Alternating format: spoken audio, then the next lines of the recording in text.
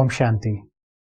बड़ी खुशी की बात है कि आज हमारे साथ भारत देश के महान सपूत भ्राता मनिंदरजीत बिट्टा जी हमारे साथ हैं। आप all India anti terrorist front के अध्यक्ष हैं और आज दूसरी बार माउंट आबू प्रजापिता ब्रह्मा कुमारी ईश्वरी विश्वविद्यालय के मुख्यालय के इस कैंपस में पधारे हैं। जीवन के उतार चढ़ाव को, जीवन के आध्यात्मिक पहलू को, जीवन के राजनीतिक पहलू को, आप सभी पहलुओं को बहुत अच्छी तरह जानते हैं।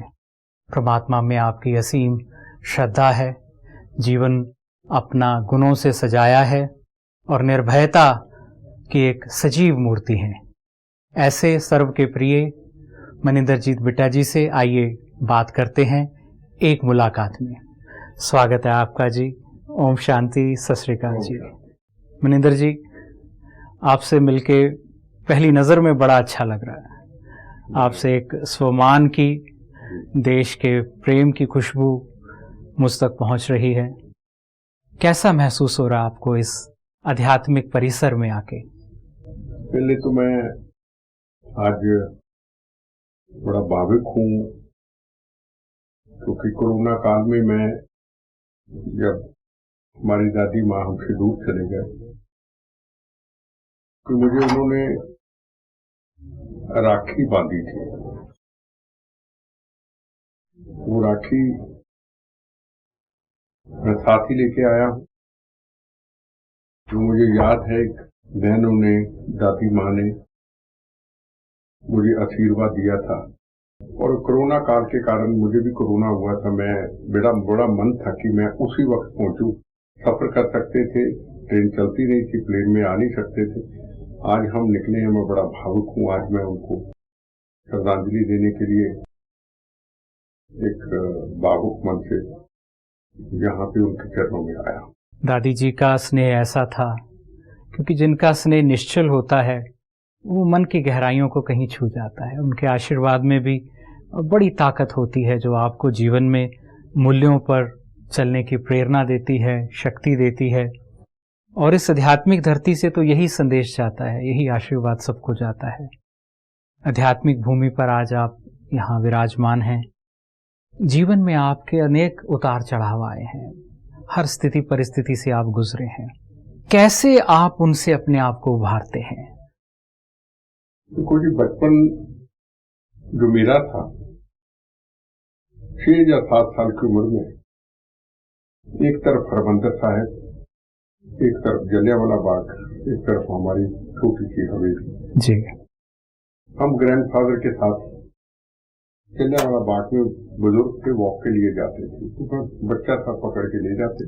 कई महीने, कई वर्षों के बाद मैंने कहा, ये दीवारों के ऊपर निशान किस चीज के? उन्होंने कहा, ये जनरल डायर की गोलियों के निशान है जिन्होंने देश को आजाद कराने वालों के ऊपर गोलियां चलाई थी, जिसमें हिंदू भी था, मुसलमान भी था, सिख भी था, ईसाई भी था। इस मातृभूमि को अंग्रेजों के जंजीरों को छुड़ाने के लिए तो मुझे उन्होंने किताब ला के दी, शहीद आजम भगत सिंह, उधम सिंह, जलियांवाला।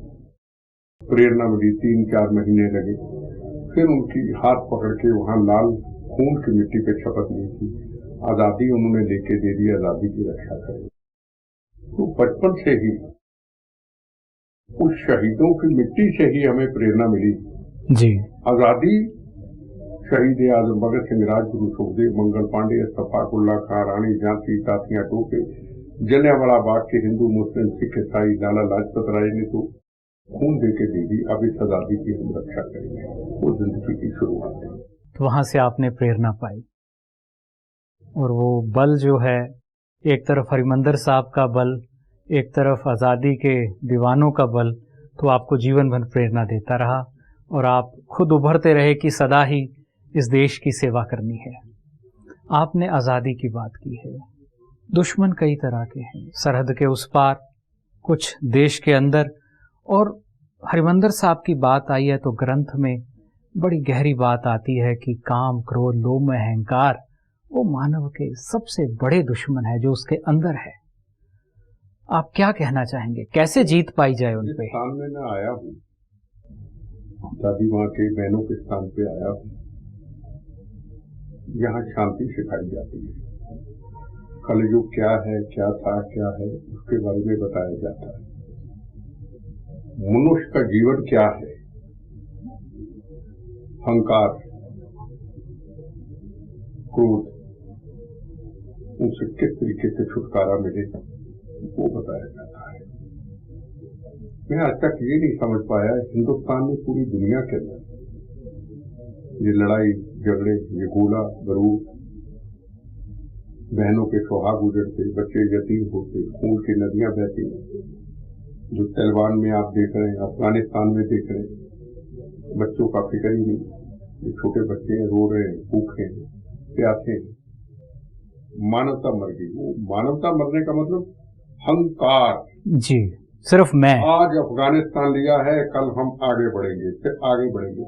ये जो हम पुराने इतिहास की तरफ देखें, ये सदियों से चल रहा है। पर अगर इस स्थान को हम देखें, ये स्थान जो कहता है, दादी माँ का स्थान जो कहता है, बहनों का स्थान कहता है, ये कहता है कि जीवन बहुत छोटा है, लंबा भी है, छोटा है। देखा जाए शरीर तो रबड़ का टुकड़ा ही है ना जी। मैं तो 14 बार गोलियां बम खाए, मेरे साथ 70 लोग शहीद हो चुके, जवान भी शहीद हो के, मेरा शरीर आधा बम्बो गोलियों से जी भरा हुआ है, लोहे के सहारे चलता हूँ, पर शुक्र भगवान का करता हूँ। बम यहाँ की बजाय यहाँ भी चल सकता था, यहाँ भी चल सकता था, अगर उनके टुकड़े टुकड़े हुए मेरे भी हो सकते थे जी।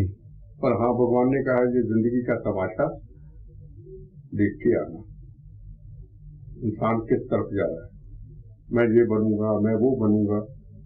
हाँ, अगर भगवान ने लिख के दिया है, एफिडेविट लिख के दिया है, तुम दौड़ में भागो जी। तो तेरी उम्र 200 साल है, 300, भागो भागो जितना आगे कर सकते हो। पर तुम्हें पता ही नहीं, अच्छे कर्म किए तो अच्छी धून में जाओगे, बुरे कर्म करोगे तो कीड़े मकोड़े बरसातों में निकलते पैरों में लग जाते, वो भी दब जाओगे। सवाल सबसे बड़ा यह है कि ये कोरोना काल आया, बहुत बड़ी महामारी आई, हर घर के दरवाजे के ऊपर मौत खड़ी थी, कोई नहीं बचा था दुनिया में, हिंदुस्तान नहीं दुनिया में। हमने सोचा शायद भगवान ने कोई ऐसा हमें समझ के लिए ऐसा कुछ दे दिया है कि अभी भी समझ जाओ जी, कुदरत को देखो, किसी से दुश्मनी मत करो, किसी से वैर विरोध मत करो, किसी का दिल मत दुखाओ, सच्चे रास्ते पे चलो। चलो थोड़ा मोटा झूठ हर इंसान बोल जाता है, चलो। पर मैं हैरान हूं इस बात को लेकर, कल की बात, 4 महीने पहले की बात, पूरी दुनिया में मौत खड़ी है जी, शमशान घाट भर चुके हैं, कोई जगह नहीं ऐसी। मैंने अपनी जिंदगी में ऐसा कहर नहीं देखा। मैंने कहा शायद हम समझ जाएंगे, पर मेरा ख्याल अभी हम समझे अभी बाकी है समझना बाकी। हमें इसी आश्रम में आके, ब्रह्म कुमारी जी के आश्रम में आके, सबसे पहले हिंदुस्तान के राजनीतिक लोग उनको जाके आके यहाँ पे शिक्षा लेनी चाहिए, हफ्ते के लिए, 2 हफ्ते के लिए, जीवन को समझे जी। आज नहीं तो कल जाना है। मैं नहीं कहता कि सारे पॉलिटिशियन बुरे, मैं भी मंत्री रहा हूं, मैं पावर में रहा हूं, मैंने देखा है कोई दुखी इंसान आया है, मैं इस तकलीफ में हूं, हल कर दो, दुआ दी कीजिए। छोटी सी उदाहरण बताता हूँ, 92 में मेरे ऊपर जब बम ब्लास्ट हुआ, कभी बोला नहीं, आज इस सच्चाई के स्थान पे बोल रहा हूँ जी। मैं पीजीआई चंडीगढ़ में था, मेरी माताजी ने एक भजन लगाया था, हरबंस सिंह जगाधरी वाले, उन्होंने बोला है, पाप ना कर बंदे, इंसान को कहा पाप ना कर, ये मिट्टी के घर को तेरे सब रह जाने इधर, और हम आदमी दम के पल की खबर नहीं। बोले ये आंख तेरी बंद हुई, तेरा दम निकल जाना तुम्हें नहीं पता, कोई गारंटी नहीं है जी। वो लंबा था, पर उसको समझने में मुझे 1.5 महीना लग गया, क्योंकि मेरा धर्म की तरफ ध्यान इतना था नहीं। हाथ जोड़े निकल गए। मेरे पास चीफ मिनिस्टर बेअंत सिंह जी आते हैं हाल पूछने, तो मैंने कहा जी मेरे पास जो डिपार्टमेंट दिए हैं 2, ये ले लो। कहता प्राइम मिनिस्टर का हुक्म हुआ 2 और देने हैं, उनको मेरे से प्यार था, मैं नहीं कर सकता ये, पीएम से बात करो। पीएम साहब का फोन आता था हाल पूछने के लिए, हफ्ते बाद फोन आया, मैंने कहा जी मेरे डिपार्टमेंट दे दो। कहते वो 2 और दिए नहीं। मैं कहा नहीं, मैंने नहीं लेने, मैं ठीक नहीं हूं, मैं उसके बाद ले लूंगा। कारण नहीं बताया। उन्होंने उनको फोन किया। कारण एक था, मेरे पास लोग आते थे, मैं हर एक का काम कर देता था। एक छोटा सा विचार आया, एक व्यक्ति पठानकोट में है, कोई ऑफिसर जी, वो कहता मेरी ट्रांसफर बठिंडा कर दो। छोटा सा विचार आया, कर दी। दूसरे को उखाड़ के वहां फेंक दिया। जिसको किया वो तो मुझे अच्छा लगा, पर दूसरे का दर्द हुआ। इसकी पत्नी पढ़ाती होगी, इसके बच्चे पढ़ते होंगे, इसके माँ बाप का इलाज चल रहा होगा। तू एक को तो अच्छा कर दिया, दूसरे की तू बददुआ ले ली, उखाड़ दिया। उस दिन के बाद पॉलिटिक्स को ही छोड़ दिया, 2 चीजों को लेकर के। कर्मों की बड़ी गति गहरी है, आपने इस चीज को समझा। और देखो ऐसे हालात में भी या तो व्यक्ति और बुरा हो सकता है, हर परिस्थिति आपको 2 रास्ते देती है, और आपने श्रेष्ठ रहा कि और बढ़ गए आप, और वो चुना श्रेष्ठ सेवा और धर्म का रास्ता। ये बहुत बड़ी बात है। मौत को करीब कई बार देख चुका जी, और अपनी जिंदगी को कभी समझा नहीं कि हम जिंदा हैं, हम तो मर चुके, हम तो बोनस की जिंदगी फालतू की जी रहे।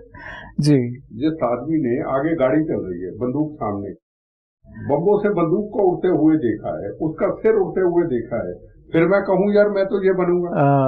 जी, 96 में चीफ मिनिस्टर की ऑफर हुई, चीफ मिनिस्टर की शहादत के बाद बेअम सिंह की, मैंने इनकार कर दिया। ये मेरा कर्म नहीं, मेरा कर्म था अमन शांति पंजाब में लाना, बहनों के सुहागों को बचाना, जी, खून की नदियां न बहें। हम उस कर्म में भगवान की कृपा से खरे उतरे। अब ये मेरा कर्म नहीं, मैं पीछे हट गया। अगर ये कहूं कि ये मैंने किया, नहीं, कृपा कुदरत और परमात्मा। बिल्कुल, मीठे होना और नम्र हो जाना, ये सारे गुणों और अच्छाइयों का सार है। नम्र होना जी, ये भी उसी का दिया हुआ। हम कौन है जी। एक बड़ा अच्छा आता है, बात सुनते हैं अक्सर शब्दों में, देह शिवावर मोहे है शुभ कर्मन से कबहू ना डरो।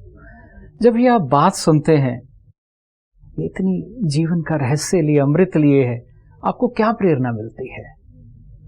हमारे गुरु का यही था कि मानवता के लिए जीना और मानवता के लिए।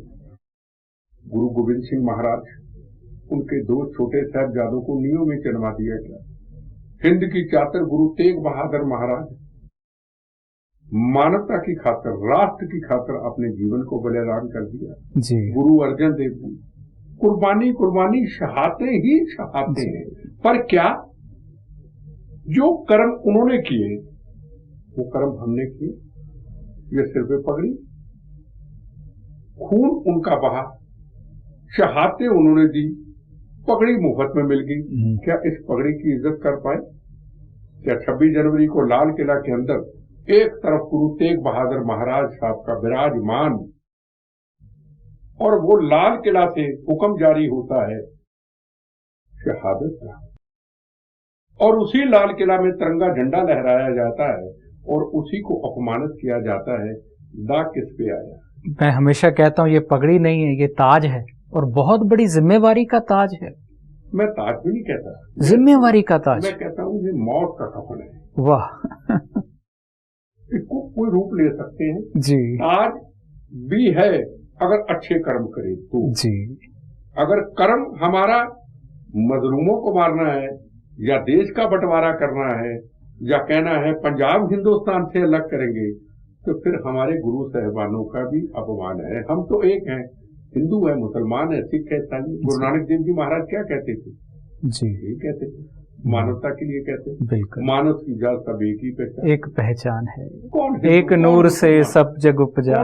कौन ईसाई? अभी आश्रम के अंदर, पवित्र स्थान के अंदर हिंदू भी होगा, मुसलमान भी होगा, ईसाई भी होगा जी, सारी दुनिया से होगा जी, होगा।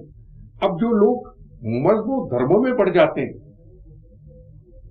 वो ये नहीं सोचते कभी भी अगला तेरा जन्म, मैं को प्रवचनकारी नहीं, तो जो मैंने जुल्म सहे हैं, जो मैंने देखा है जी, लोगों को सुनते हुए जो वाद किया है, मैं सरदार हूं, मैं सरदार में जन्म लूंगा, हिंदू में। मैं तुम्हें भगवान ने लिख के तो नहीं दिया ना। अच्छे कर्म किए, अच्छी जून में जाओगे जी। ये गारंटी है कि तुम सिख हो तो सिख ही बनोगे। तुम किसमें? ये चीजें जो हैं, जो यहाँ कर्म सिखाए जाते हैं इस आश्रम में, ब्रह्म कुमारी जी के आश्रम में, माँ दादी बहनों के साथ, ये प्रेरणा हम सबको लेनी चाहिए। ये अगर प्रेरणा हिंदुस्तान नहीं, दुनिया के हर कोने में ये प्रेरणा मिल जाए कि शरीर क्या है, आज नहीं तो कल जाना है, बिल्कुल, मैं क्यों इससे दुश्मनी करूं, मैं क्यों इसको मारूं, तू बुरा किया है कल समझ जाओगे तुम, कोई बात नहीं। पर ये दिमाग में आएगी तभी ना। मैं दो चीजों से बड़ा प्रेम करता हूं, एक तो मौत मेरी दोस्त है, मौत से बहुत प्यार है, डरता नहीं, दोस्तों से तो डर नहीं होता है। उसका कारण है, अगर मौत से आपको प्रेम है तो कोशिश करेंगे मैं गलत ना करूं जी, जो वक्त है जाना है जी, ये भी नहीं मैं पूरा शरीफ बन जाऊं, अगर मेरे देश पे कोई मुसीबत आती है तो उसके लिए मुझे निकालनी पड़े, निकाल के देश के लिए लड़ना भी है। ये नहीं उस वक्त मैंने हाथ जोड़ने में, है ना। एक भगवान और एक मेरा भारत, यहाँ हिंदू मुस्लिम सिख ईसाइयों का खून बहा है, ये खून से सजी हुई धरती, ये भारत माँ, दुनिया में एक ही नाम भारत माँ यही कहते हैं इस धरती को माँ। कहीं दादी माँ, कहीं मंदिर माँ, कहीं सरस्वती माँ, ओछिया माँ, अम्बा माँ, ये धरती उनके तपों से तो है, पर उसके बाद इस धरती पे इतना खून बहा है इस मातृभूमि को, माँ को बचाने के लिए। उसकी प्रेरणा हमें सबको लेनी है। बिल्कुल, ये अगर प्रेरणा ले ली जाए तो फिर खून की नदियां नहीं, फिर तो दूध घी की नदियां हमेशा बहेगी। सुखी संपन्न जो आपका लक्ष्य है, इस ईश्वरीय विश्वविद्यालय के लक्ष्य है कि भारत सुखी संपन्न हो, स्वर्ग की तरह यहाँ हो, हर मानव सुख से, तन से, मन से, धन से, जन से, व्यवहार से, रिश्तों से पूरी तरह से सुखी हो। मैं यहाँ देख रहा हूँ कि आप आके बहुत अच्छा महसूस कर रहे हैं, आपको अपनापन महसूस हो रहा है, और इस कैंपस में आप पधारते हैं और दिल क्या कहता है यहाँ आकर। ये विश्व के अंदर हमारी शांति का प्रतीक है, मानवता का प्रतीक है, और सच में मैं कहूँ कि यहाँ आके अंदर आते ही एक ऐसी प्रेरणा, ऐसी अंदर से शांति, ऐसी एक जागृति मिलती है सबको देख करके, बहनों को देख करके। कितने बड़े त्याग है, सब त्याग है, घर बार छोड़ना, सेवा में लग जाना। लाखों लोग आते हैं, बहनें उनको प्रेरणा देती हैं, उनको ज्ञान देती हैं, जीवन क्या है। अगर ज्ञान वो मिल जाता है इस आश्रम से आके, जहां भी है, गुड़गांव में, जहां पे जब ज्ञान मिल जाता है तो वो राष्ट्र को भी मजबूत करता है जी, वो मानवता को भी मजबूत करता है, और मजलूमों की सेवा भी करता है। ये प्रेरणा का विश्व के अंदर सबसे बड़ा प्रतीक है, और मेरी जल्दी कोशिश होगी कि मैं जल्दी आके हफ्ते के लिए यहाँ से ज्ञान लूं। आपका दिल से स्वागत है जी, जितनी जल्दी हो सके आ जाइए।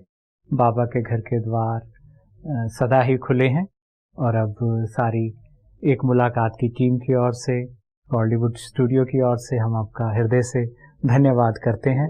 ओम शांति।